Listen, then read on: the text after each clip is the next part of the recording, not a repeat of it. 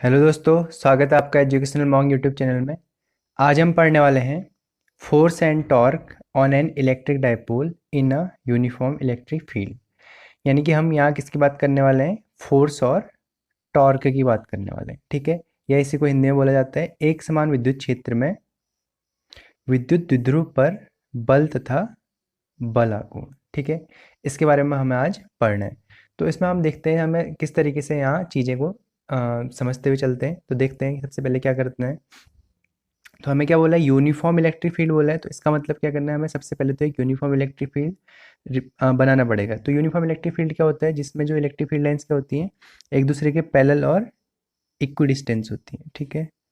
तो मैं क्या कर देता हूँ, इस तरीके से एक यूनिफॉर्म इलेक्ट्रिक फील्ड बना दिया मैंने, ठीक है।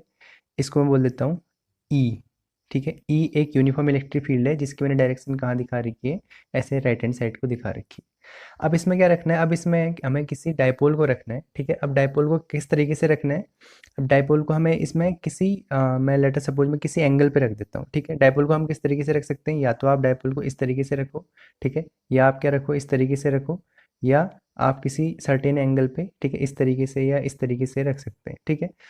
तो देखते हैं हम किस तरीके से रखना है। यहाँ मैं किसी थीटा एंगल पे लेता हूँ तो वो जनरल केस हो जाएगा। फिर चाहे हम ऐसे रखें 0 डिग्री एंगल बने, चाहे इसको उल्टा कर दें, ठीक है, इस तरीके से रख दें तो क्या बन जाएगा? 180 डिग्री एंगल बन जाएगा, यहाँ 90 बन जाएगा, ठीक है। तो मैं क्या करता हूँ, एक जनरल केस ले लेता हूँ जिसमें क्या करते हैं, थीटा एंगल पे क्या रखते हैं हम, इसी इलेक्ट्रिक डाइपोल को यहाँ प्लेस करते हैं, ठीक है।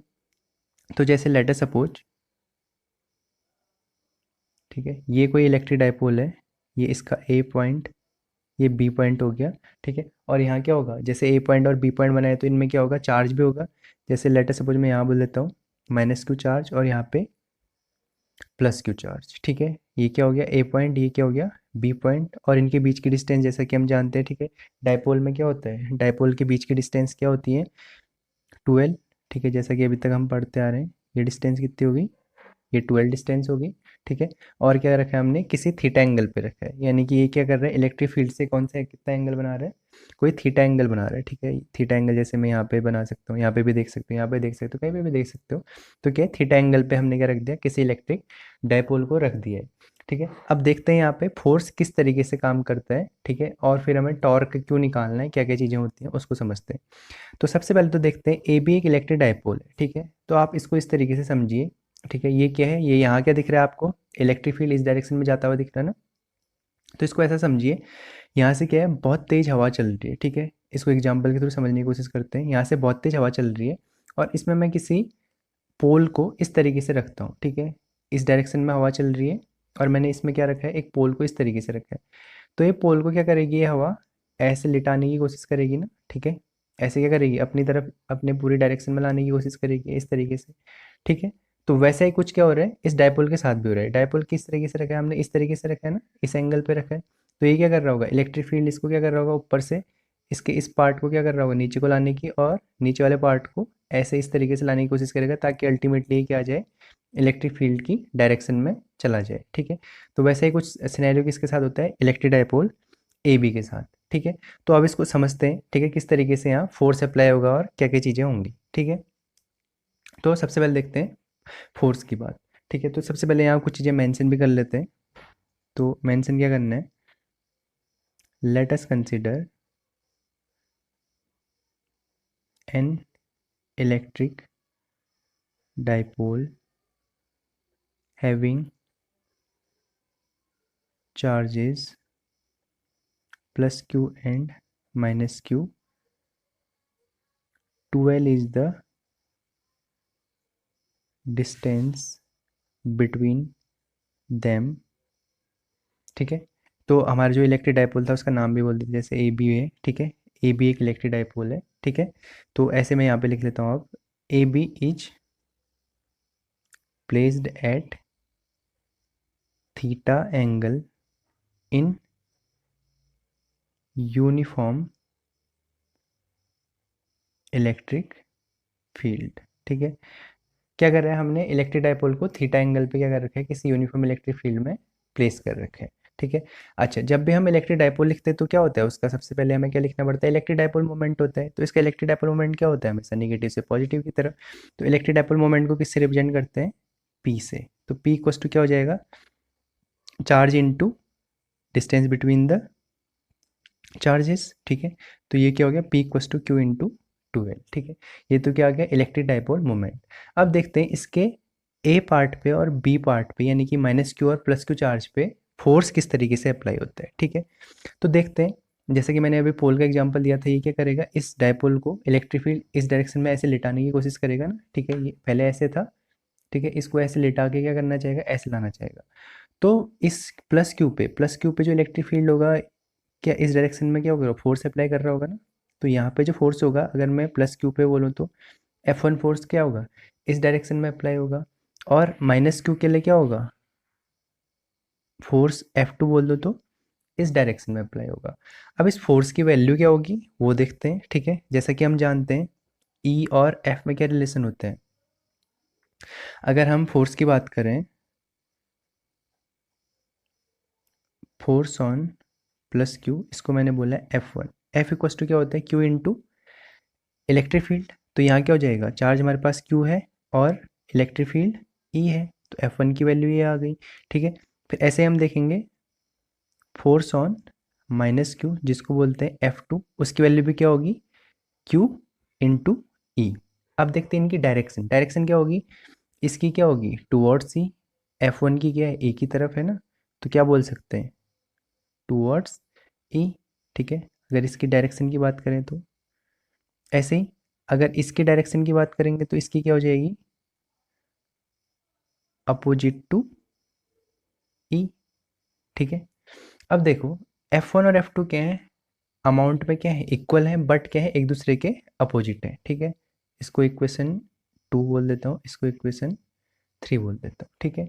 तो अब ये क्या है, एक दूसरे के अपोजिट है और क्या है, अमाउंट में इक्वल है। तो अब अगर मैं यहाँ नेट फोर्स निकालूँ, तो नेट फोर्स की वैल्यू क्या हो जाएगी, net force F equals to क्या हो जाएगा, F1 माइनस F2 होगा तो क्या हो जाएगा, Q E minus Q E, यानी कि अल्टीमेटली क्या मिल जाएगा, यहाँ से हमें वैल्यू क्या मिल गई, F इक्वस टू जीरो, यानी कि नेट फोर्स तो जीरो आ गया। अब नेट फोर्स जीरो आ गया तो हम क्या करेंगे, यहाँ किस तरीके से निकालेंगे, अब नेट फोर्स तो जीरो आ गया, तो हम यहाँ नेट फोर्स किस तरीके से, अब यहाँ फोर्स की वैल्यू किस तरीके से निकालेंगे। तो अब हम यहाँ यूज करते हैं क्या, टॉर्क का कॉन्सेप्ट। टॉर्क क्या होता है, टॉर्क एक तरीके का रोटेटिंग फोर्स होता है, ठीक है। मतलब इसको इस डायरेक्शन, इस तरीके से थे ना डाइपोल, इसको रोटेट करके इस डायरेक्शन में लाने में जो फोर्स अप्लाई होगा वो क्या होगा, इसको रोटेट करा रहा है ना इस तरीके से, ठीक है। इस तरीके से रोटेट करा रहा है तो क्या बोलते हैं, इसको टॉर्क बोला जाता है, ठीक है। अब हम यहाँ क्या निकालेंगे, टॉर्क निकालेंगे।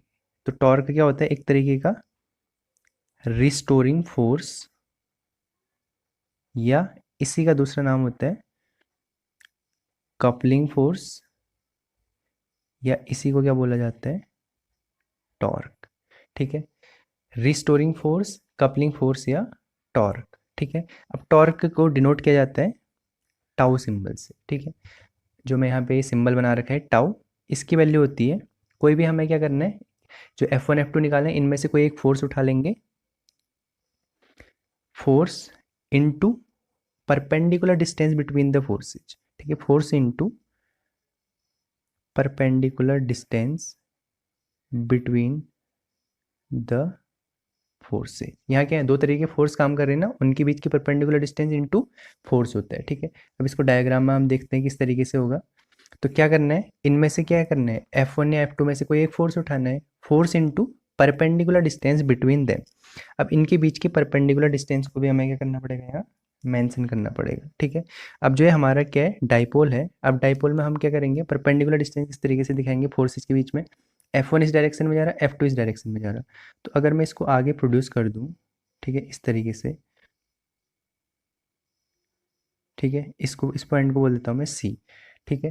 तो ये जो दिख रही है, ये क्या दिख रहा है, एक परपेंडिकुलर डिस्टेंस दिख रही है ना, BC, यानी कि हमें यहाँ क्या चाहिए, BC की वैल्यू चाहिए, और इन दोनों में से कोई एक फोर्स उठा के रख देंगे तो हमें क्या मिल जाएगा, टॉर्क मिल जाएगा। अब BC कैसे निकालेंगे, अब ये क्या दिख रहा है आपको, एक राइट एंगल ट्राइंगल टाइप का दिख रहा, ठीक है। अब राइट एंगल ट्राइंगल दिख रहा तो हमें क्या चाहिए, ये क्या है, ये थीटा एंगल, तो ये भी क्या होगा, ये भी तो थीटा एंगल ही होगा, ठीक है। क्या है, ये जो लाइन्स हैं क्या है, एक दूसरे के पैरेलल हैं, तो ये थीटा तो ये भी थीटा, ठीक है। ऐसे ही ये भी क्या होगा, थीटा थीटा बन रहे होंगे। तो एंगल के सामने क्या होता है, परपेंडिकुलर, और ये क्या है, हाइपोटेनियस। अब हमें क्या चाहिए, BC की वैल्यू चाहिए, और हमें नोन क्या है, ए बी के बारे में तो हमें पता है ना, 12 डिस्टेंस होती है, ये पता है। तो हमें बी सी को किसके टर्म में कन्वर्ट करना पड़ेगा, ए बी के टर्म्स में कन्वर्ट करना पड़ेगा। यानी कि परपेंडिकुलर और हाइपोटेनियस में रिलेशन चाहिए। परपेंडिकुलर और हाइपोटेनियस में रिलेशन क्या होता है, साइन का रिलेशन होता है। ठीक है, तो यहाँ हमें क्या निकालना पड़ेगा, साइन के रिस्पेक्ट में। ठीक है, तो आप किस तरीके से निकालेंगे, मैं यहाँ पे मेंशन कर देता हूँ। ठीक है, तो यहाँ करना क्या है हमें, साइन थीटा के रिस्पेक्ट में। साइन थीटा इक्वस टू क्या आएगा, परपेंडिकुलर अपॉन हाइपोटेनियस। क्या होता है, परपेंडिकुलर अपॉन हाइपोटेनियस। परपेंडिकुलर कितना है, बी सी, हाइपोटेनियस कितना है, ए बी। तो यहाँ से बी सी की वैल्यू क्या मिल गई, क्रॉस मल्टीप्लाई कर देंगे तो क्या मिल जाएगा, ए बी साइन थीटा। तो यही क्या है, परपेंडिकुलर डिस्टेंस है। अब इसको उठा के हम कहाँ रख देंगे, टॉर्क के वैल्यूज पे। ठीक है, तो अब देखते हैं हमने क्या लिखा है, फोर्स इंटू परपेंडिकुलर डिस्टेंस। ठीक है, तो हमें यहाँ से क्या मिल गया, बी सी मिल गया है। अब इसमें क्या करेंगे, हम फोर्स की वैल्यू मल्टीप्लाई कर देंगे तो क्या मिल जाएगा, हमें टॉर्क की वैल्यू मिल जाएगी। ठीक है, तो देखते हैं अब किस तरीके से करना है। टाउ इक्वस टू क्या हो जाएगा, एफ इंटू बी सी। ठीक है, एफ इंटू बी सी, यानी कि एफ की वैल्यू अगर रखते हैं तो कितना मिल जाएगी, क्यू इंटू ई।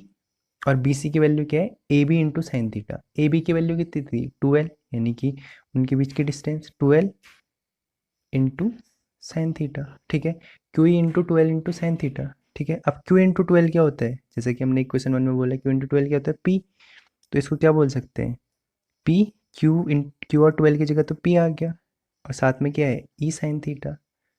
तो ये क्या आ गई हमारी टॉर्क की वैल्यू। ठीक है, पी ई साइन थीटा, हमें यही निकालना था। यही हमारा क्या होगा, रिजल्टेंट फोर्स होगा यहाँ, जो क्या करता है, डाइपोल को रोटेट कराने का काम करता है।